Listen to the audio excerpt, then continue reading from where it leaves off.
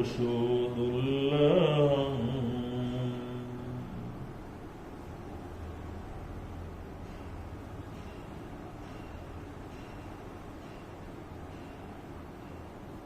जंगल के बीच में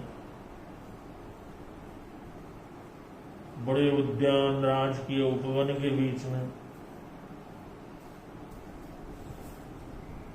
चारों तरफ बड़े बड़े पेड़, पशु पक्षियां और हरियाली से भरा हुआ उपवन है। वहां एक संयती साधु बैठे हुए हैं और उनके सामने साधारण वेशभूषा में महाराजा श्रेणिक बैठे हुए। साधारण वेशभूषा में इसलिए कि कोई राजकीय यात्रा के लिए तो निकले नहीं थे, वो तो वन विहार के लिए निकले थे, वॉकिंग के लिए निकले थे, घूमने के लिए निकले थे, अपने स्वास्थ्य के संरक्षण के लिए निकले थे। इसलिए एकदम साधारण वेशभूषा के अंदर थे। राजकीय वेश, राजकीय चिन्ह ऐसा तो उनको थे नहीं। एक संत बैठे थे और सामने सम्राट, वो भी एक साधारण वेश में उसके सामने बैठे हुए। जिज्ञासा होने पर जब उस राजा ने पूछा कि आपने इस नौजवानी में इस संयम पथ को, संन्यास के मार्ग को क्यों ग्रहण किया, इसका क्या कारण है? वो जानना चाहते थे। ऐसा तो लगता नहीं इसके पास किसी प्रकार का अभाव।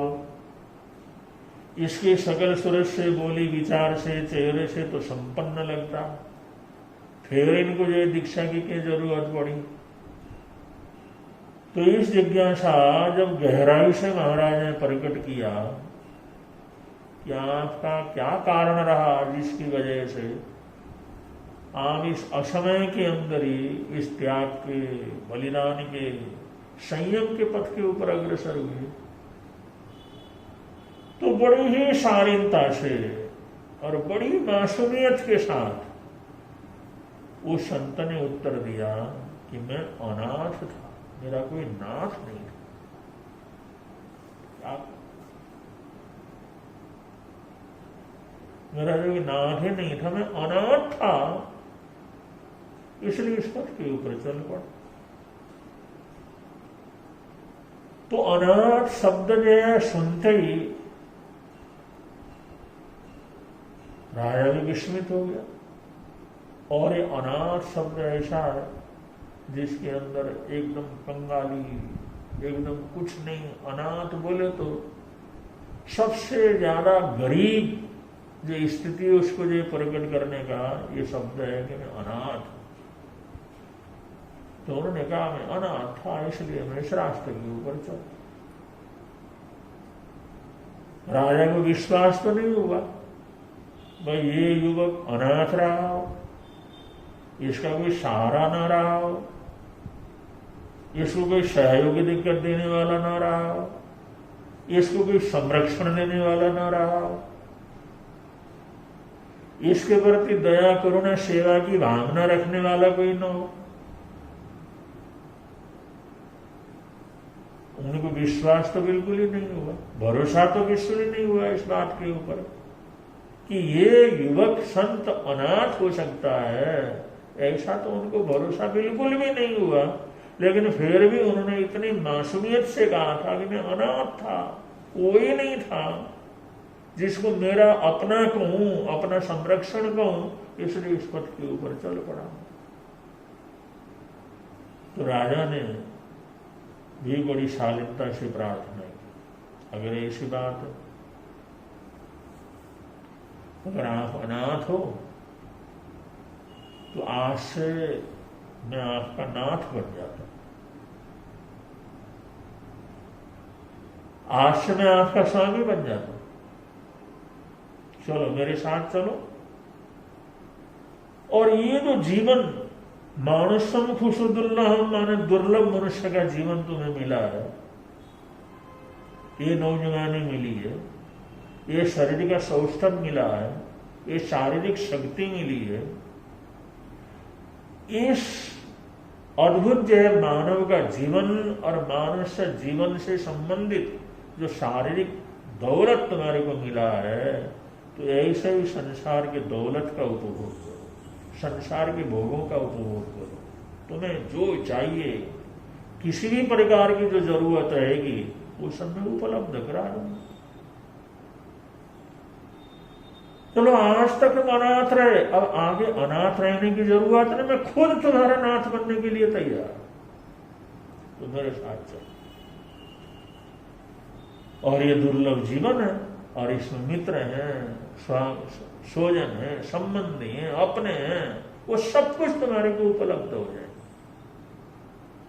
और उन सब के साथ संसार के भोगों का सुखपूर्वक उपभोग करो। मैं आज से ही तुम्हारा नाथ बन जाता हूं, ये सारी जिम्मेवारी मेरी रहेगी। जब बड़े भरोसे के साथ महाराजा श्रेणिक ने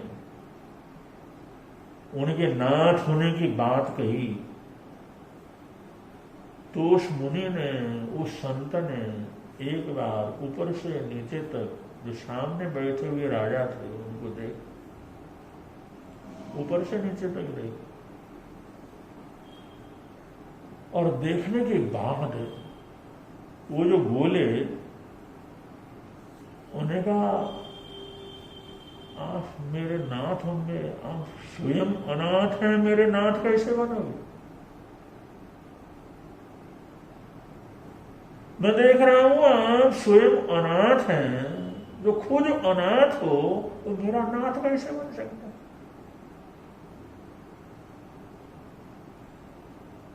तो मेरे स्वामी कैसे बनोगे, मेरे नाथ कैसे बनोगे? मैं तो देख रहा हूं आप खुद अनाथ हो।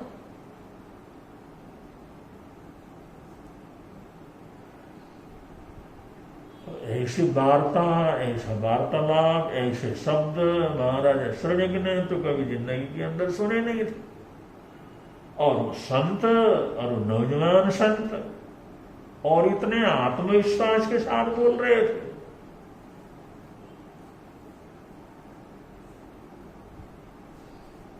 राजा भी बड़ा हैरानी के अंदर पड़ गया, वो भी बड़े अचरज के अंदर पड़ गए। उस मुनि ने कहा कि आप खुद अनाथ हो,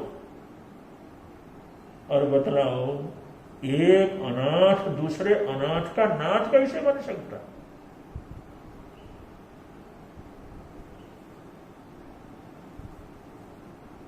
जैसे मेरी स्थिति है ठीक वैसी स्थिति तुम्हारी है, तो एक अनाथ के नाथ तुम कैसे बन सकते? अब ये बात सुनकर, ये शब्द सुनकर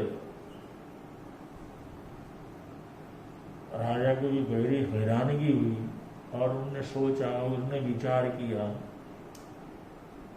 कि मुनिराज जो बोल रहे हैं, लेकिन इन बेचारे को पता नहीं लगा, इनको जानकारी नहीं है, इनको समझ नहीं है, इन्होंने कभी देखा नहीं है। उन्होंने कहा मैं तो अंगदेश मगध देश का सम्राट हूं, अपार वैभव का स्वामी, अपार संपदा मेरे पास है। उस राजा ने बोला नहीं अभी, वो सोच रहा है। ये सन्यासी देखो अज्ञान का परिणाम, नासमझी का परिणाम, पहचान न होने का परिणाम।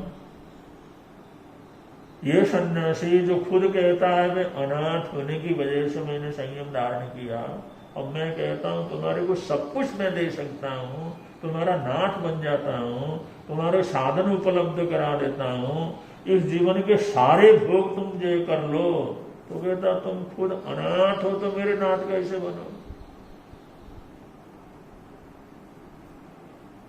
बेचारा साधु नहीं जानता कौन मेरे सामने बैठा हुआ है, कौन मेरे को आह्वान कर रहा है, कौन निमंत्रण दे रहा है, ये निमंत्रण देने वाला कौन है, ये कितना शक्तिशाली है, कितना बलशाली है। कितना ताकत संपन्न है, ये सन्यासी नहीं पहचानता, नहीं जानता। इसलिए कह रहा तुम खुद अनाथ हो तो मेरे नाथ कैसे बनो। तो राजा को ऐसा हुआ, देखो पहचान नहीं हो, ज्ञान न हो, जानकारी न हो तो कितनी बड़ी गलतफहमी हो जाती, कितना बड़ा अनर्थ घटित हो जाता। एक राजा सामने बैठा हुआ, सम्राट सामने बैठा हुआ है, अज्ञान होने के कारण, नासमझी होने के कारण, सही ढंग से पहचान न होने के कारण ये सन्यासी एक राजा को, एक सम्राट को अनाथ कह करके बुला रहे। तो तुम खुद अनाथ हो तो मेरे नाथ कैसे बनोगे।